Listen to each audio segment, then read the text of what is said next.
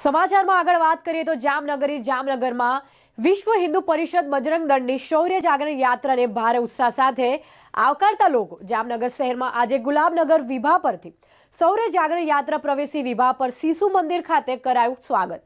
જામનગરમાં વિશ્વ હિન્દુ પરિષદ બજરંગ દળની શૌર્ય જાગરણ યાત્રામાં જામનગરમાં આવી પહોંચી છે।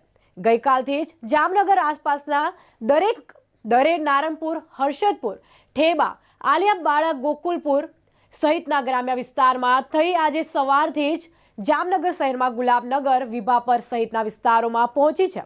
આ શૌર્ય જાગરણ યાત્રાનું ઠેર ઠેર ધર્મ પ્રેમીઓ દ્વારા રંગોળી, ફટાકડા ફોડી અદકેરું સ્વાગત કરવામાં આવી રહ્યું છે।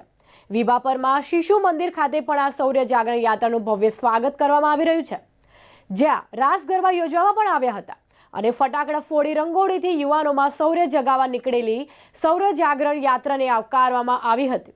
જામનગરમાં આગામી 5 ઓક્ટોબરે આ શૌર્ય જાગરણ યાત્રા શહેરભરમાં ફરી પ્રદર્શન ગ્રાઉન્ડ ખાતે સંપન્ન થશે, જ્યાં 5 ઓક્ટોબરે રાત્રે ધર્મસભા અને જાણીતા કલાકાર માયાભાઈ આહિર, પૂનમબેન ગોંડલિયા સહિતના કલાકારોનો લોક ડાયરો યોજાશે।